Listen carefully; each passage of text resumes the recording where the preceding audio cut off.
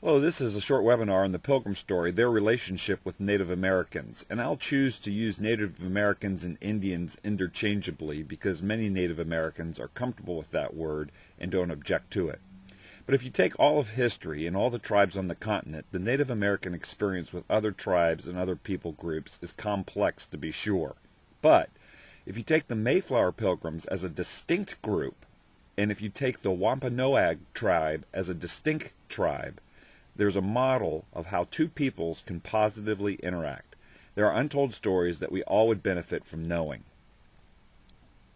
We've taken a look at some of these already. The story of Squanto, the peace treaty, the cultural exchange between the Pilgrims and Indians, the shared Thanksgivings, the living amongst each other, equal justice under the law, mercy under the law, and friendship with Massasoit are some of the items that we'll explore further in this short webinar.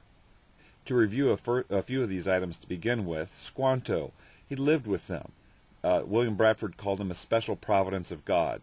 The cultural exchange, where the Indians in Squanto showed them crops and places to get food, and the Pilgrims showed them cultivation techniques and how to get more production from their crops. The Thanksgivings they shared together in 1621, 90 braves, 1622, and then 1623 with 120 braves. These were all items that we've reviewed so far.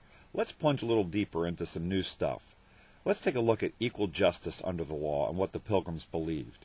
They believed that all were equal before the law and no special privileges should be given due to birth, wealth, or social status. They believed in both justice and mercy, and they lived this out as equals with the Indians.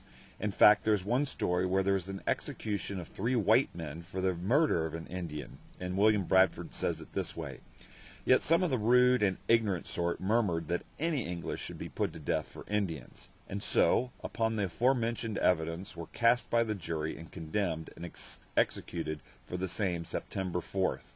And some of the Narragansett Indians and of the party's friends were present when it was done, which gave them and all the country good satisfaction." And so there was 3 white men. There was a situation where they killed an Indian unjustly. The Pilgrims brought those 3 men to trial. They invited the Narragansett Indian leaders and the friends close to that party to participate in the trial and witness it.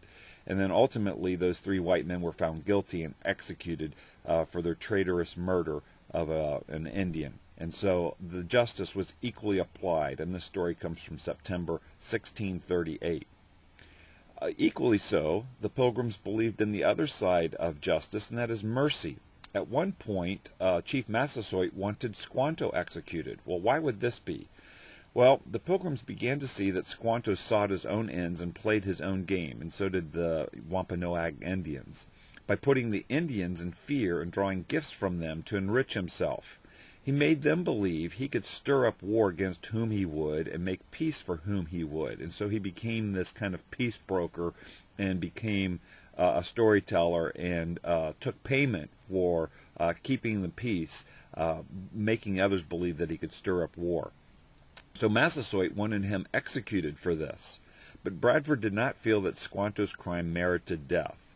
It was this practice of equal justice under the law that allowed 50 years of peace and friendship between the Pilgrims and Indians, because the Indians saw that they would stand equal with the Pilgrims, not only in their friendship, but in their treaty and how justice was served.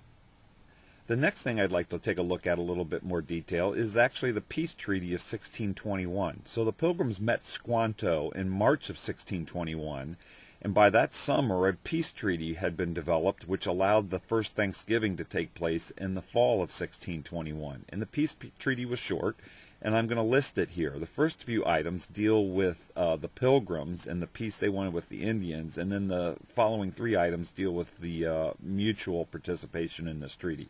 But the first few issues deal with Pilgrim-specific issues. Item 1, that neither he, that being the chief, nor any of his, the Indians, should injure or do hurt to any of our people. Number 2, and if any of his did hurt to any of ours, he should send the offender that we might punish him. Well, as I said already, there was this item of equal justice that was beginning to be revealed, so the Indians could trust this. Thirdly, that any of our tools were taken away when our people were at work, he should cause them to be restored, that is the chief, and if ours did any harm to any of his, we would do the like to them. In other words, the Pilgrims would turn their perpetrators over to the Indians. Fourthly, if any did unjustly war against him, we would aid him, and if any did war against us, he should aid us. So they actually formed an alliance where the Pilgrims would go to war on behalf of the Wampanoags if they were attacked, and then vice versa. The Massasoit and his Indians would defend the Pilgrims. Fifthly, that the chief would send to his neighbor confederates, the neighboring tribes, to certify them of this, that they might not wrong us, but might likewise be comprised in the conditions of peace.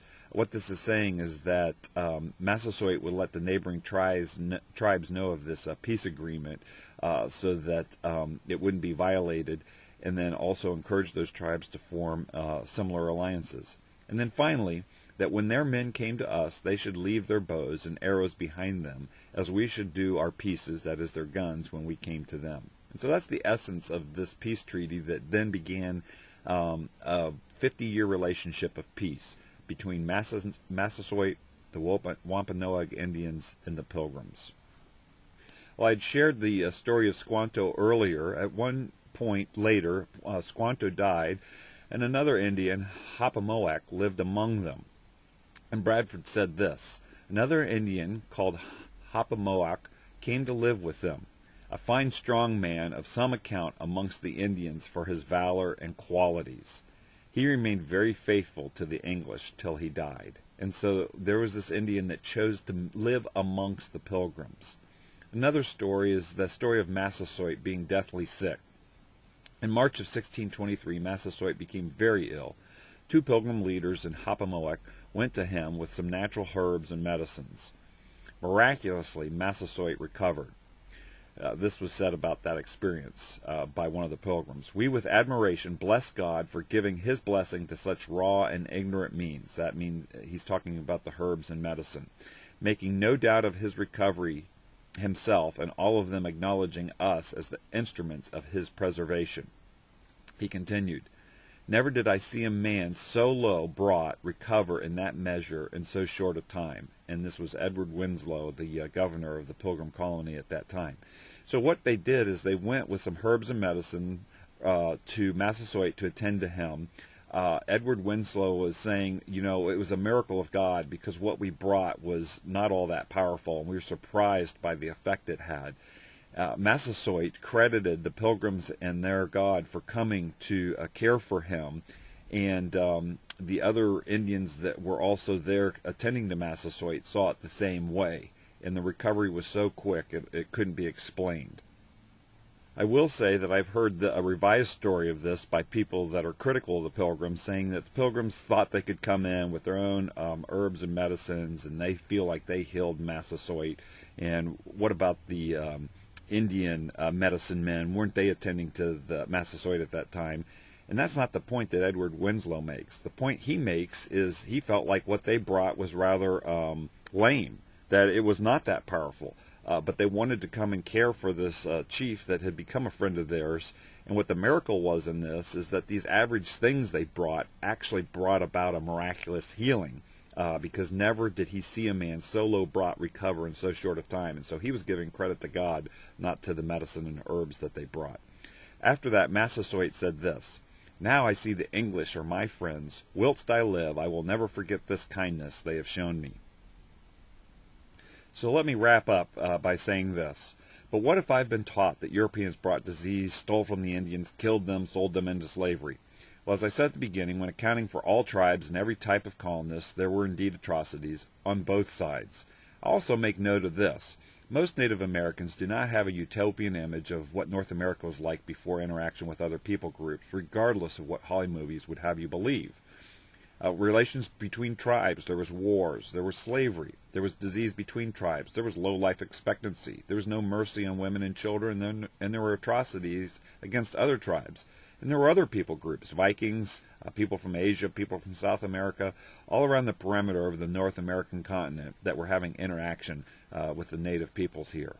And so for the sake of the Pilgrims and the Indians, we need to focus on these Pilgrims of Plymouth and this tribe of Massasoit's leadership, and you will find a good model of different people groups living together in mutual respect. And I would again commend to you William Bradford's book of Plymouth Plantation that outlines specifically first-hand accounts of this interaction. My name's Craig Seibert. Thanks for listening.